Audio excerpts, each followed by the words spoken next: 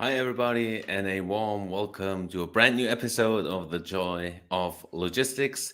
Thank you so much for tuning in and for your time and also for your interest in terms of learning more and discovering more of the broad subject of logistics, the global logistics. And just in case you're tuning in the first time, please let me introduce myself so who you know who I am. I'm your host. My name is Christoph, and it's a joy having you all here.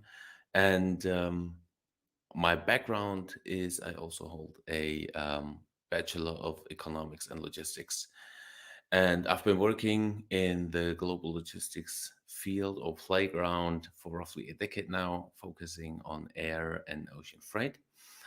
Furthermore, I'm also posting frequently on LinkedIn. Up here under the hashtag Planet Logistics, and yeah, because there is, ever since the pandemic, I have a feeling that global logistics is moving even faster. The surroundings are changing, the environment is changing, the requirements are changing. Hence, I thought, hey, I come up with a podcast, which is exactly why we're meeting today here, the joy of logistics, that I intend to set as a stage for both companies and individuals to share mostly out of the box solutions. And I hope they provide you with some food for thought. And yeah, I hope you have pen and pencil ready because I'm convinced today we have another blockbuster or an informational blockbuster for logistics and for all the people that are interested in logistics. And as you know, my shows or the Joy of Logistics episodes, I always invite very interesting guests to talk about a certain topic. Hence, I'm very proud that I'm also today joined by an expert. And I'm sure you all heard of the Panama Canal, and this will be, um, yeah, for a good degree, a good topic for today. But without further ado, I'm very glad to welcome my guest. Ever since I've been reading about circuit trends, I've been highly interested in, and I'm very thrilled and honored that he's taken his time out. So today, my guest is a graduate from the famous Wharton School in the US.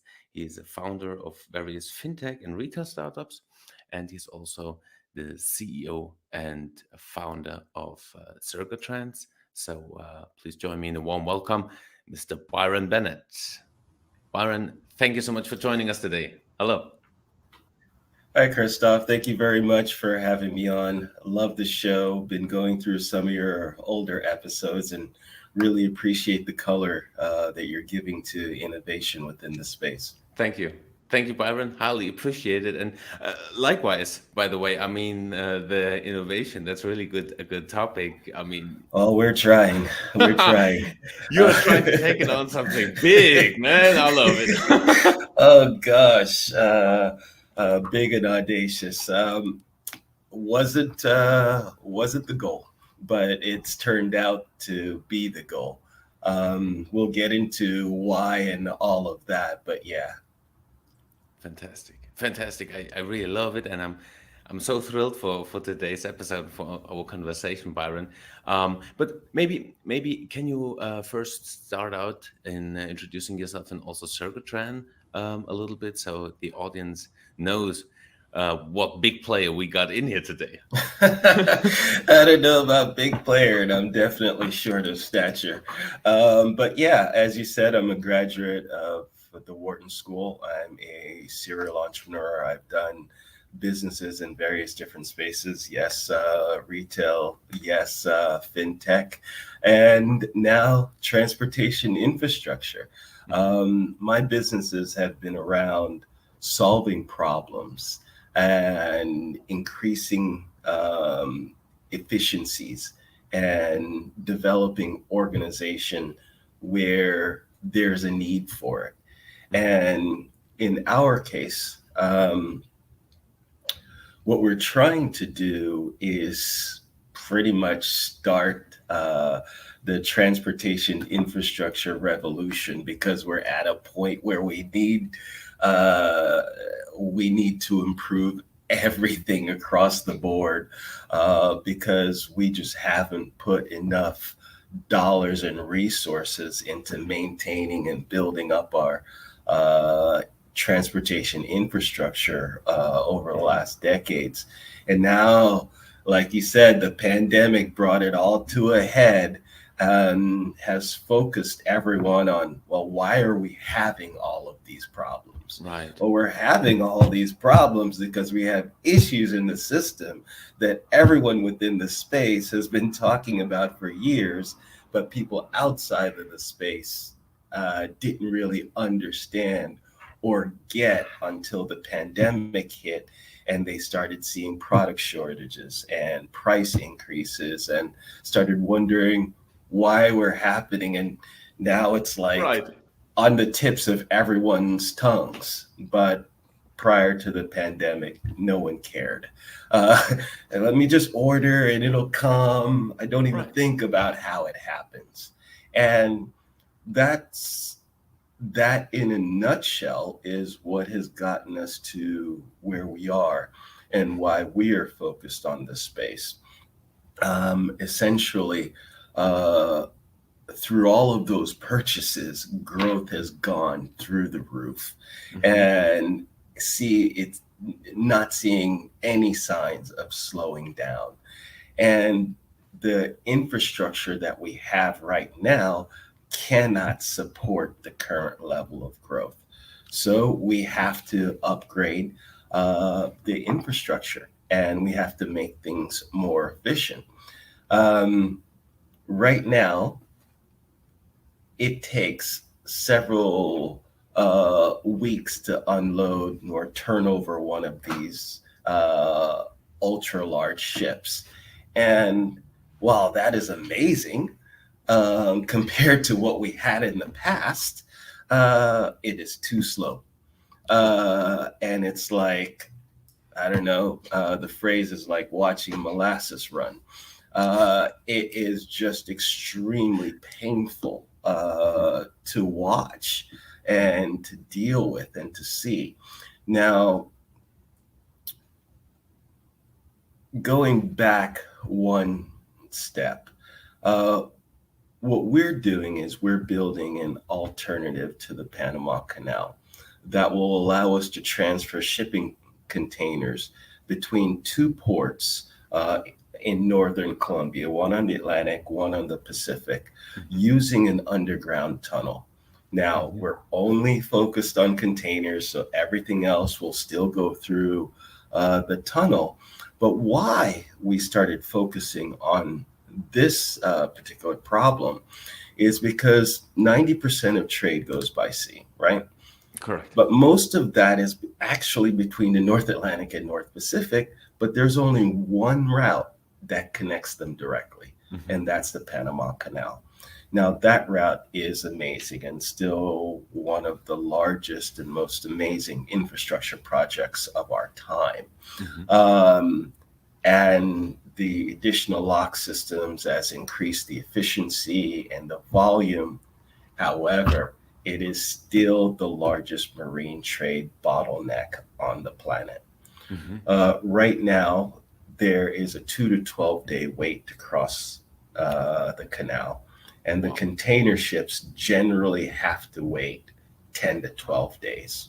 And only about 40 or so container ships can traverse the lock system each day. So you're looking at an average of about 11,000 TEUs on each ship. So you're looking at about 450,000 containers per day. Now, if the canal could handle 10 times more capacity, Hmm. 10 times more ships would go through, because no one wants to take the longer ways around. The next option is the Suez Canal, and then you have other options. but you're adding 2 weeks, Hmm. maybe a day or so less. But Hmm. basically, you're adding 2 weeks to the transit time if you can't use the canal. So everyone will continue to use the canal, and the canal will still be at maximum capacity. Hmm. However, that need for additional capacity has only been heightened. And the growth that we're seeing in volume demands that we address this. Now, this is something that people have been trying to address for decades. You've seen numerous proposals for additional canals come and go, whether it's Colombia or Nicaragua or Costa Rica. The need has been there for decades, but um, the right solution hasn't presented itself. Right. And I mean, those other canal proposals, while some of them would be shorter than our tunnel and around the same length as the Panama Canal, Hmm. they're not viable for a number of reasons. And the largest has been environmental, Hmm. because it would just wreak so much havoc on the surface. And one of the things is that the area that we're looking at is the second largest rainfall region in the world, if I have Hmm. that correct. Definitely in Colombia, but I think it's the world. And what that means is that we can't touch what's above ground. Right. But because our solution is going to be about 20 meters below ground, that deep, so we can account for seismic activity and other things. But because our solution is going to be about 20 meters below ground, we already have permission from the government of Colombia to move forward with pre-feasibility and conditional approval to move forward with feasibility. Um, and they want this as badly as the world needs this, because it would be transformative for Colombia. Hmm. Now, jumping ahead a little bit, um, pretty much what we have is a situation right now that 45%, around 45% of the trade into United States uh, enters through the port of Los Angeles, Long Beach. Now, Right. that's an issue in and of itself. Correct. Yeah. That's just a strategic nightmare waiting to happen. Anything happens there that drops the U.S. economy. Period. Hmm. It's that simple, and would have a greater effect than the bombing at Pearl Harbor. So that's a nightmare waiting to happen. But we're not focused on that. We're focused on what goes through the canal and what Hmm. currently goes across. Hmm. Now, of the trade that goes through the canal, 65% of it is between the US.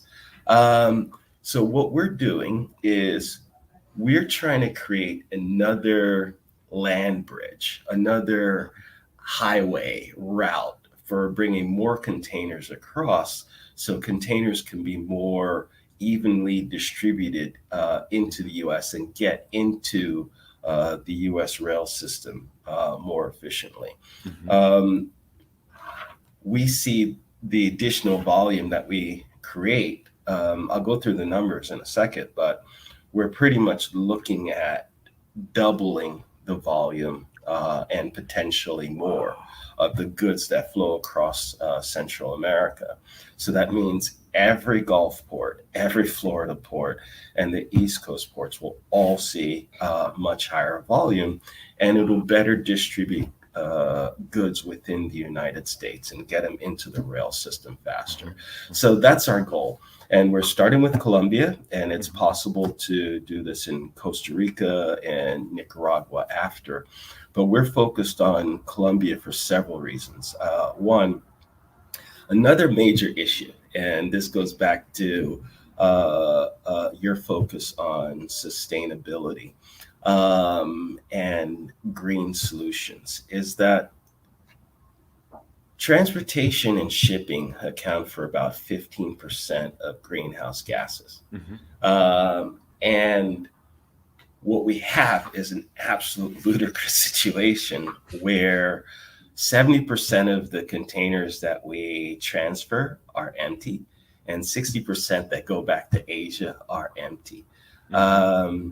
I listened to, what was it, Mr. Press? Yes, Yeah, spectator, correct. yeah, talk about the collapsible containers. Yes, people have been trying them forever, but you're still moving containers and you still have to have all these ports adopt these equipment and facilities for breaking down these containers and moving containers. So you're Hmm. still dealing with a lot of inefficiency. My Hmm. solution: have the countries manage their own container inventory, um, and lease them out to the farmers and the people that need them. So we don't ship any empty containers at all. If they're empty, let them sit until they're filled with goods. So that would involve some management, but it would significantly reduce the flow of empty containers and just burning fuel and polluting for no reason. But the point here is that positioning this hub across northern Colombia allows us rail and road access to all of South America. Now, um, most people don't realize that there's still about a 75-mile gap across the Panama Colombia border that doesn't connect North and South America by rail and road. Ridiculous. I have no reason why, above my pay grade, I like to say. But to me, it would make so much sense to have manufacturing and production in South America that come up into Texas overnight and is overnight and distributed from there. But again, that's not the issue that we're trying to tackle right now. Is just getting that flow of goods across Central America and between the North Atlantic and North Pacific up. Hmm. But putting it in Northern Colombia allows us to fill those ships returning to Asia empty with goods from South America. And pretty much the only country in South America that would have to improve its rail system to take advantage of this facility is Argentina. Everyone else has enough rail lines to get goods up to this facility and have them distributed from there. And the second part of why Colombia is because we're creating not just a distribution center for South America, but a distribution center for the world. Uh, Hmm. our system, um, what we're doing is we have the two ports, right? Hmm. And we were taking a look at how and the best ways to transfer the goods from one side to the other. Now, as an engineer, you start looking at all of the different possibilities and ruling out some, and then exploring ones that look more feasible. Now, conveyor belt. You put these things on a conveyor belt, you may be able to get about 15 miles per hour. And we're talking about an 80-mile tunnel. So that's not that efficient. Right. Putting them on a train, well, the thing is that if we unload one of these large ships and line the containers up in this 80-mile tunnel, Hmm. we're looking at about 20,000 TEUs. So Hmm. pretty much one ship fills a tunnel. Hmm. So we can't put that on trains efficiently and move them Hmm. across. Hmm. So we started looking at options that were not trains and that can move the containers across more efficiently. And we end up settling on maglev, Hmm. magnetic levitation. And that allows us three things. One, to move the containers across at speed. Now, we still have to account for like air movement and other things within the tunnel, Sure. but our goal is around 200 miles per hour as a base for moving things across, allowing for about 5 miles of ramp up and ramp down time on each end. So Crazy. at that speed, that will allow us to clear the tunnel twice per hour. That 20,000 times two. So that's 40,000 TEUs going across um, uh, each hour. So when you go back to the Panama Canal, your 40 ships times 11,000 TEUs, what do you get? 440,000? Something around like so, yeah. Something around there. Let's just say it's around there, right? Well, you take our 40,000 and multiply that by 24 hours, and what do you get? So pretty much we're talking about a system that's going to be comparable to the Panama Canal in capacity and will double the flow of goods across Central America. So that's why we ended up settling on maglev. But the there there's two parts of it that are truly genius. And one is that using maglev allows us to send the containers across individually. No pods involved, but trays or skids. The containers will put directly onto these skids that take them through. Now, what that does is allow us to transfer them individually and sort them. Wow. I mentioned that we're going to need about 5 miles of ramp up and ramp down time. Right. So you can imagine it's going to go from a faster lane to a slower lane, Correct. and then to the lanes that go to the different bursts, right? To break down the speed. So we're looking at about 50 to 100 bursts on each end of this system. So we're talking about capacities and volumes compared to like Singapore, compared to like New York, compared to like Los Angeles, Long Beach. Just continuing with the individual and the sorting. And now that ability to sort the containers and to ships that are docked on the other side and regional dedicated regional ships is amazing. And that allows us to do cross-docking across all of the ships that are in berth at the port, doesn't exist. Go ahead. Correct. It's just a pioneering example, because one thing I've never brought together is cross-docking with ocean freight vessels, because it does never happen up until now. Wow, that's phenomenal. Wow, amazing. Thank you. When you look at our system, you see that the tracks allow the containers to be shifted through the security station and directly across or to the other ships. Now, the other thing that is amazing about using maglev is that we can increase the efficiency of the system over time. As engineering develops, we can increase this. Let's say we can just increase the speed from 200 to 300 miles per hour, which is still very and easily possible with maglev. Now you have to account for the tunnel and air issues and etc. But let's just say 10, 20 years down the line, we can increase the speed from 200 to 300, right? Well, that's 3 times, that's 3 turnovers within each tunnel. So now we're able to do more volume across. And let's say we add a second tunnel. Now we're able to do more volume across. And the last, so those are the key points for using maglev. Now, as to putting it in Colombia, another key reason, going back to that whole distribution center for Colombia, but also distribution center for the world, is that we're going to connect to the neighboring ports. so that we can transfer containers to them and they can transfer containers to us.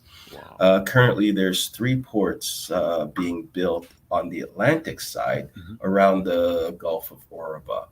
Um, um, and we will connect with them by traditional rail.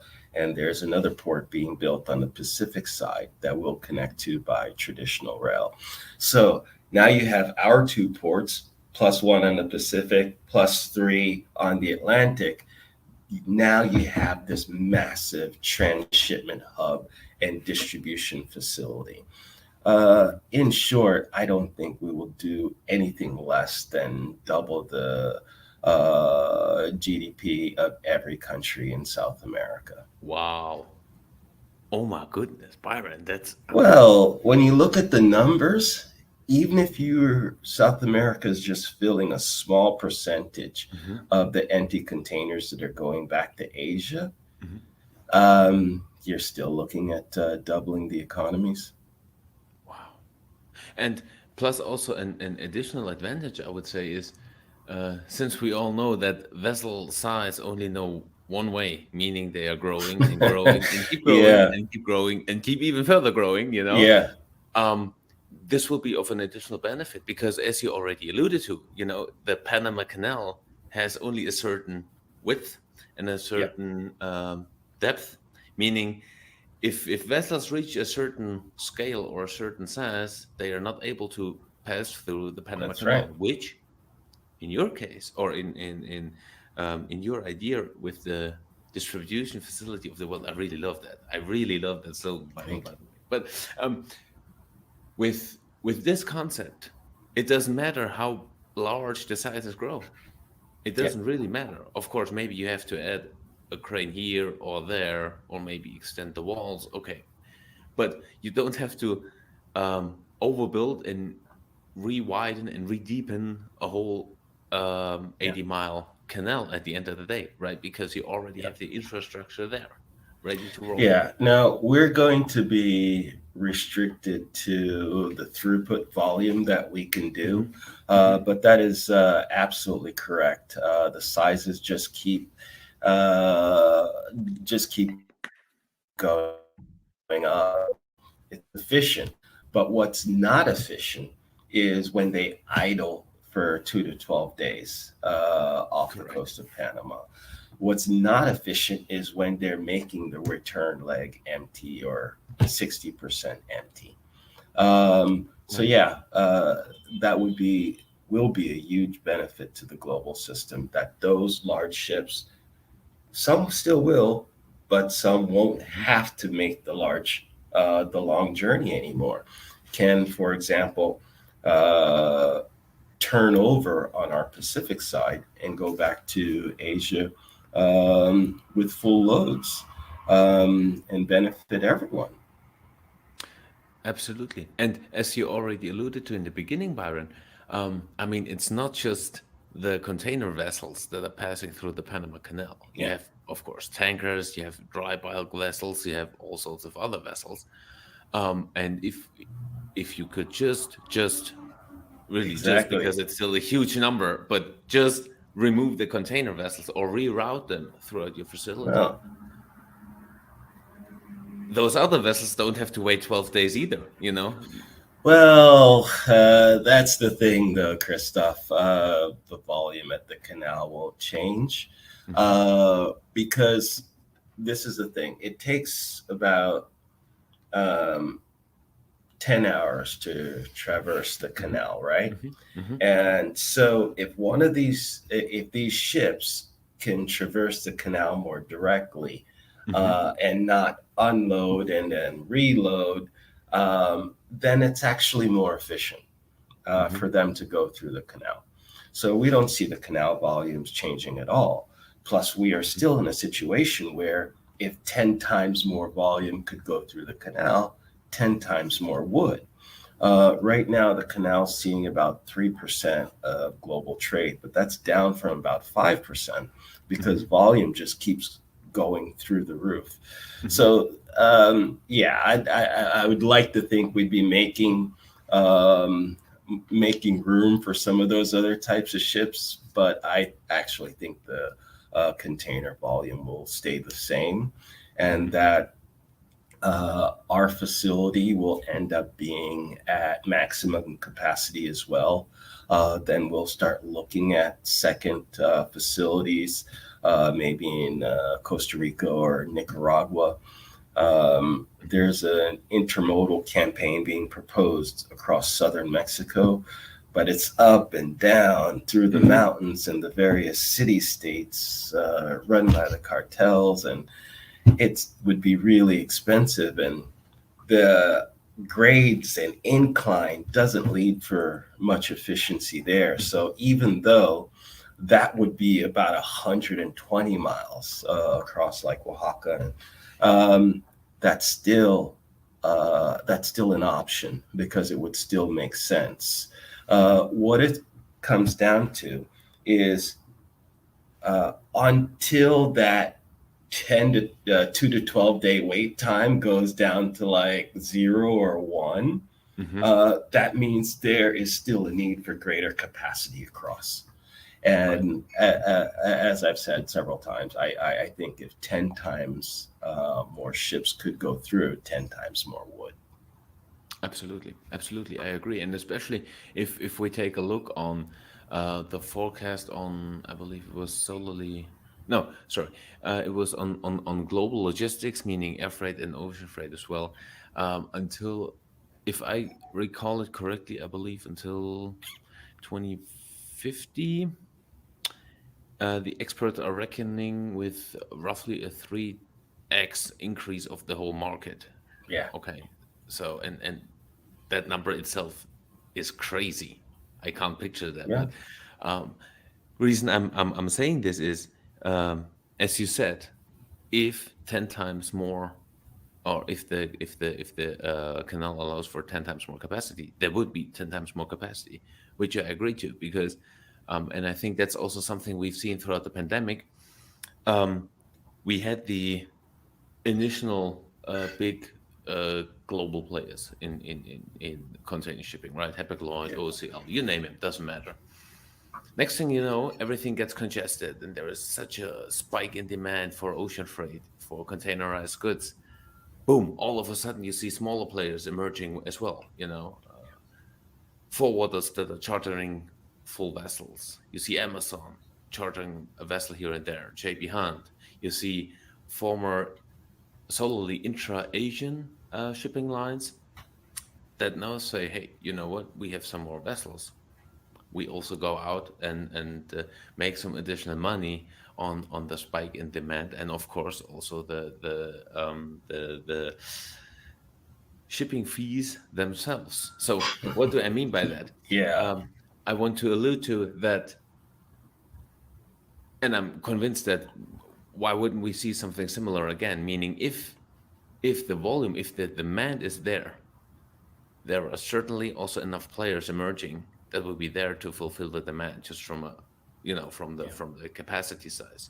Meaning, leaving to, or circling to the statement you just made, um, meaning it absolutely makes sense that if there is the demand, we will see also an uptake in ships, Yeah. not just in size, but also in the sheer amount of vessels sailing around, and also obviously crossing through the Panama Canal, or Yeah. using your facility for sure.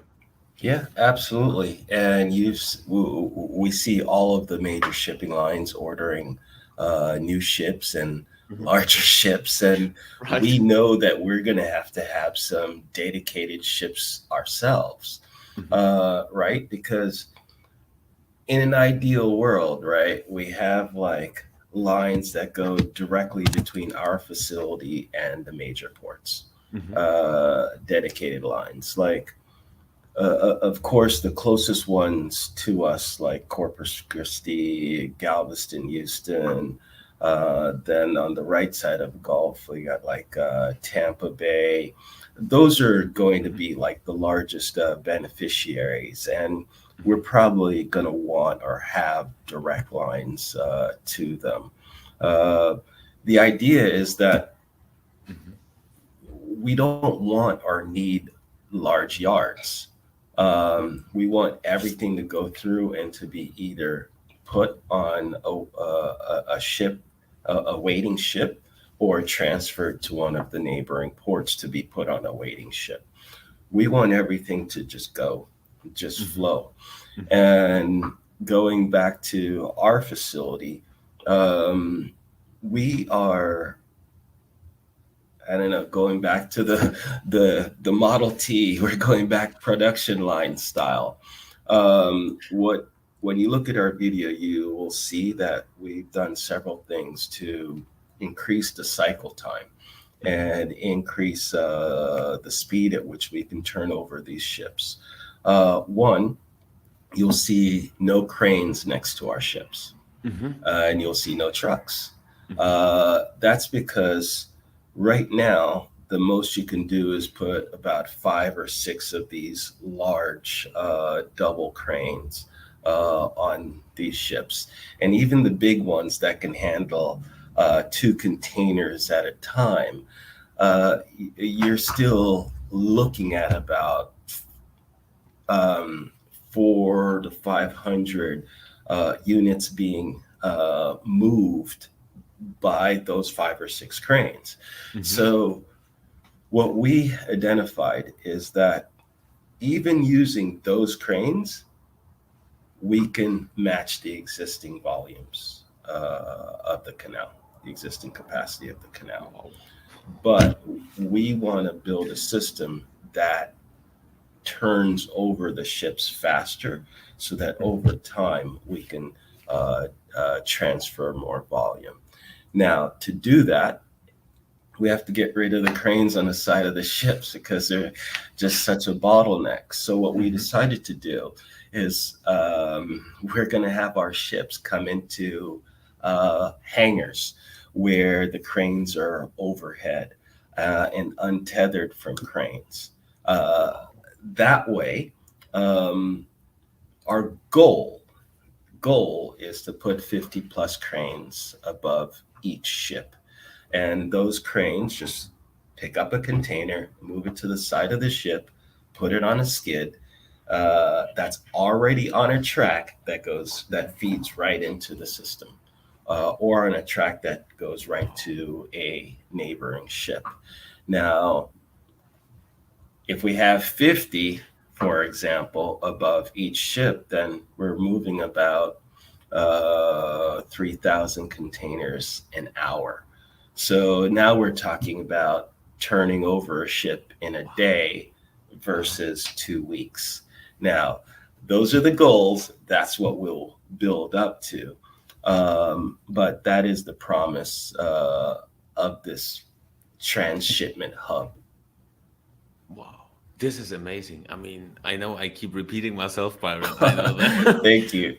But I'm stunned. I mean, those numbers, phew, and those potential efficiencies through the roof. I mean, even as you said, there are your goals, what you're aspiring to, and even if we would assume for whatever reason you would only come in at 50% of what you just said, it's still crazy, you know. Yeah, that's the thing. Shoot for the stars and hope you hit the moon, right? Even if we only get half of our goal, it'll still be transformative Mhm. and provide a good model for improving the rest of the system throughout the world. Because we're only addressing the largest marine trade bottleneck. Mhm. Mhm. There's multiple others that need to be addressed, and that's before you start uh, going into the specifics within the countries, right? Like, for example, addressing the Panama Canal bottleneck affects over 150 countries, primarily the US. But Right. the US has a lot of internal infrastructure that needs to be rebuilt. Not just the ports, not just the Oh yeah. rail, but yeah, we can keep going. But yeah, there's a lot of upgrade that needs to happen throughout the entire system. Mhm. And That's why I love your podcast, because you focus on the innovators that are trying to Thank you. just provide solutions. Yeah. Now people understand the problem. Thank Yeah. God. Yeah. Now it's Yeah. about focusing on solutions. This is just one solution that we're proposing. Collapsible containers are another. I'm not that sold on them, just to be honest with you. Mhm. But I love the fact that they're innovating and everyone's innovating. Yeah. And I think that's what we need, that our transportation infrastructure has been neglected, and Yeah. we need innovations like the container. When the container went into our system, that just revolutionized everything. The box that Literally. changed the world, or whatever, Yeah. however you want to say it.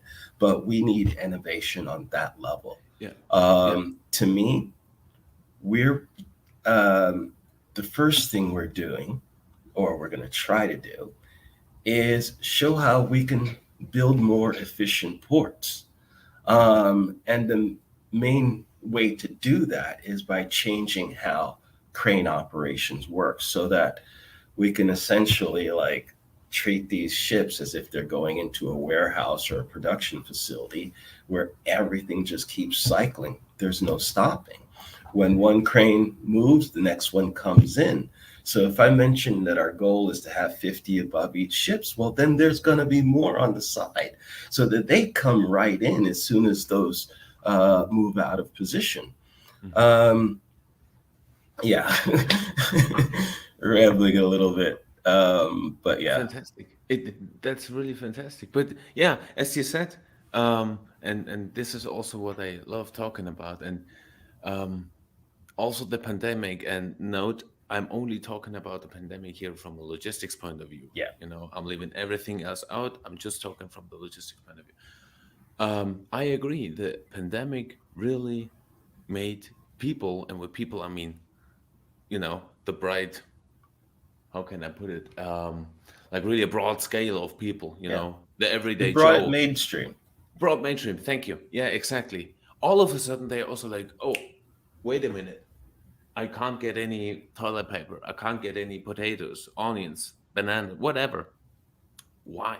You know, and this, I wouldn't call it the great awakening. That's maybe a little bit too far fetched, but at least people are starting to think again and starting to rethink again the globalization and also the structure of the global supply chain. I put it like this, and they also Yeah, it. understand what's going on. Maybe just a little bit, because it's really you can go in each size, and you get crazy. You can easily get lost Yeah, because there are just so many topics. But at the end of the day, still, um, people ask questions, and that's pretty cool. Because I remember, Byron, let me share this with you. When I graduated from university, and I was telling some friends or family, whatever, what I'm doing, and I'm like, oh yeah, I'm working in logistics. Oh, Christoph, you a truck driver? Heck no, man. Logistics is by far more than just trucks. yeah. Please. And now this changed, this perspective, and this understanding changed. Now, if I tell people, I'm working in logistics, air and ocean, They're oh, like, oh man, feel sorry for you. oh man, do you get enough sleep, man? Crazy. What's going on? Can you tell me a little bit more? So, what I mean by that small story is, or little story is, that the question and the rationale is changing. Yeah. Not that big, but changing. And this is something very, very important in my opinion. Now, No, I with completely agree. It's been a complete sea change, complete yeah, shift. And I'll tell you a small story that happened the other day. Is we've been at this for 4 years already, believe it or not, building up support for this project. mhm, And a couple of days ago, I had an exchange with someone that I never talked to before. This mhm, gentleman named Aldo.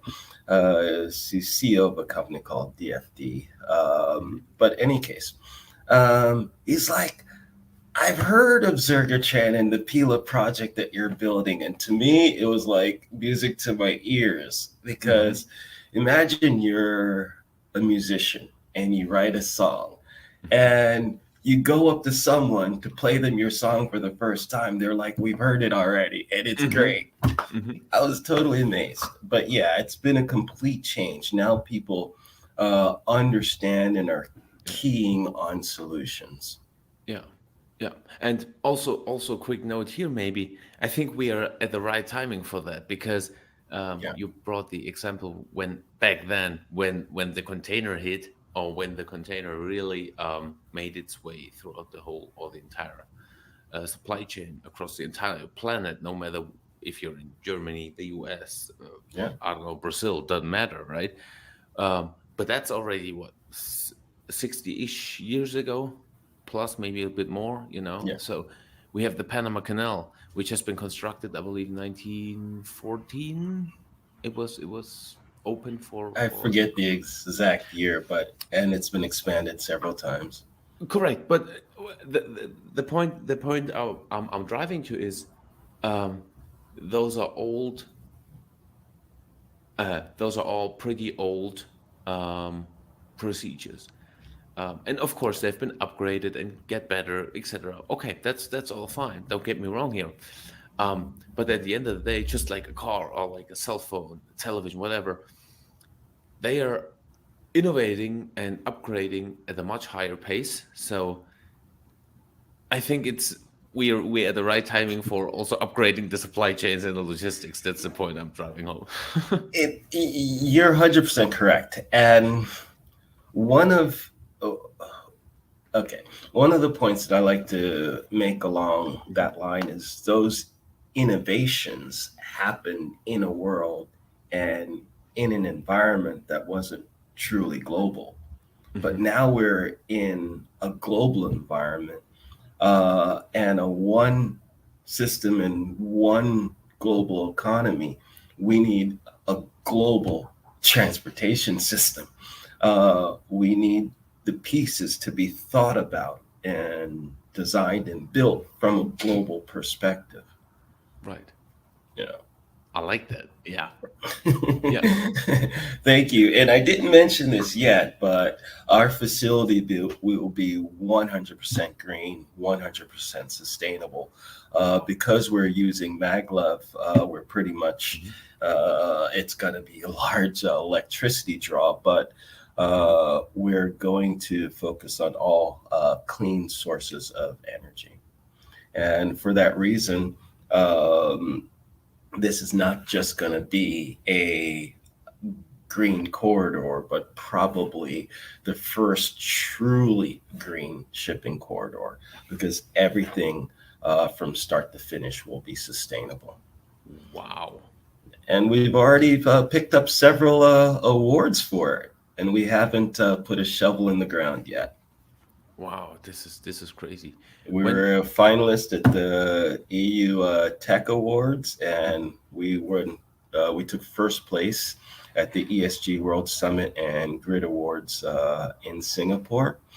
And by the way, with regards to the EU Tech and tech itself, looks like most of our tech is going to be coming from Germany. Uh, yeah.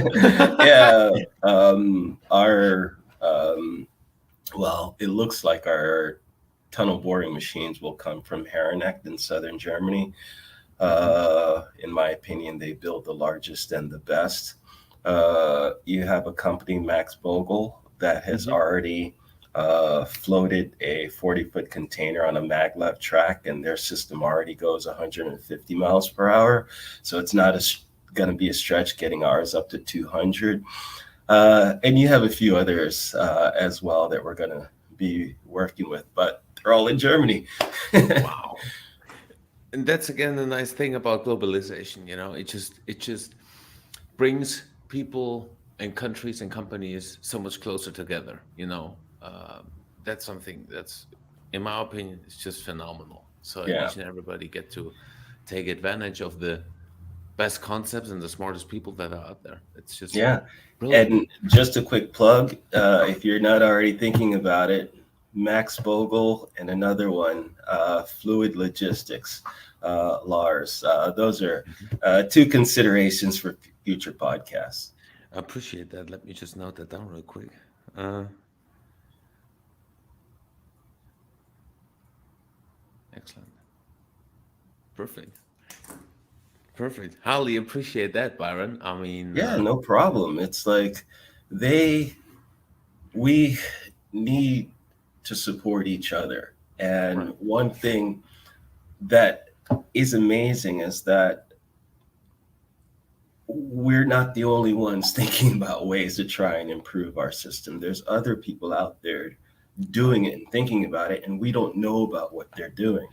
I mentioned Max Bogle, and when we learned about them, um, was like about a year ago, Hmm. and essentially they've been working on their system, TSB Bogle, for 12 years. Oh, wow. Okay. So we know that there's other people out there that are working on different technologies Hmm. that could be beneficial to the industry and to us. So we're continuously looking at what's out there and for new potential partners. At the end of the day, we build tunnels and we build ports all the time. That's not going to be an issue. Um, what is the issue is to do it the best way possible, Right. and to build our system the best way possible. So we're going to try and reach out and work with the best minds and the companies that are at the forefront of um, uh, technologies. And when I say technologies, it's not just the maglev, it's energy storage, it's battery, it's all kinds of different things because the facility, while simple, two ports in a tunnel, is still very complex because of its size. Correct. And based to my knowledge, also unique. I mean, I've never heard anything similar to that, let alone there is something similar already existing. Correct me if I'm wrong, but There is not, it is unique, but we're hoping that it sets an example Mhm. for innovation around the world and for things that can be done to address some of the other bottlenecks. This is amazing. I love the spirit, Byron. I love the spirit. Thank And you. I this is, appreciate it. We're yeah, going to do our best, give it our best shot. And because it's two ports in a tunnel, we know we can build it. So we're just focusing on doing it the best and most efficient way possible. perfect. Perfect. This is how it's supposed to be. And I hope many people are going to tuning into this episode of the Joy Logistics that they are learning a lot more. Because I'm convinced, um, circling into the best practices, I'm a firm believer, if you have a solution that works in A, 100% guaranteed there is a different location, with of course different requirements, where this would be the perfect fit as well. Of course, you got to do some little adjustments because obviously whatever ground structure might be different or the tide level is different. Whatever the case might be, it doesn't matter at the end of the day. But um, the idea itself and the concept itself can be adapted and adjusted in this way. In my opinion, everybody is benefiting all across the line and Yeah. together, as you already said, because we gotta work together, and together we are making it across the finish line. And this Yeah, is what's counting at the end of the day, in my humble absolutely. opinion. Previously, we mentioned trends. Now, there's three trends that are driving things right now. Hmm. Growth. Hmm. We talked about that through the roof and will continue going through the roof. Digitization, bettering systems and integrating Hmm. systems Hmm. and converting the fleet of containers to smart containers. That's going to be a massive effort. Hmm. But the third one is what we were just speaking of, innovation. And that innovation is going to happen all over the world. And it's going to be up to us to take what we can to build up our transportation infrastructure. Um, we've already had questions of, can we do this in Costa Rica or Nicaragua or Mexico? But we've also had questions, can we do this in Turkey? Really? Wow. Cool. Yeah, and I know from experience. I had a chocolate store, one shop for gourmet chocolate bars Mhm. and chocolate in New York City. And people kept coming to me. This store would be great on Park Avenue. This store would be great on the Upper East Side. We didn't have the resources to put the store in those locations. So guess what? I ended up with competitors in those locations. Mhm. So I know from experience when people start saying, well, what about here? What about there? That we should start looking at it because it's possible. And basically, your customers are telling you what you want. Mhm. So definitely think that this could be applied in other places throughout the world to help build up our global infrastructure to support our one world system. Mhm. It's really amazing. I mean, I can't say this enough, and I know I keep repeating myself, but I'm really blown away, and I'm blown away since the first time I've read about you on LinkedIn and the Circotran. So highly appreciate what you're doing, Byron. Thank Thank you you. And for I your appreciate what you're doing. And thank you thank very much for having me on. absolutely, my pleasure. Thank you so much for your time. Now, if there is someone in the audience that thinks, "Oh wow, what Byron just said, man, this is just mind blowing." Maybe they are living somewhere in what do I know, Hawaii or something, and they're like, "Okay, I think we want something like that too." How can they reach you? How can they get in touch with you, Byron? Yeah, they can reach us through our website, zergotran.com, Zergratran. It's Hmm. short for Zero Gravity Transportation. I get that question a lot. Hmm. But basically, we're focused on the future, creating that Jetsons like infrastructure to move things around more efficiently. Perfect. So through our website or through LinkedIn, um, easily findable. Excellent. Perfect. Yeah, Byron, then that's it. That's it for today. Once again, appreciate you so much, and I also appreciate what Secretariat is doing, and the way you keep pursuing your big audacious goals. We're in it for the better, and I think you do too. So I'm curious. I'm curious when the first magnet will fly through the tunnel. I'm really curious to see that. Yes, me too. That means that we're near the finish. Yeah, but thank you very Absolutely. much, Christoph. It's been a pleasure. Likewise, thank you so much for your time and for sharing your wisdom and knowledge, Byron. Appreciate it. Thank you. Have a good day. Thank you. You too.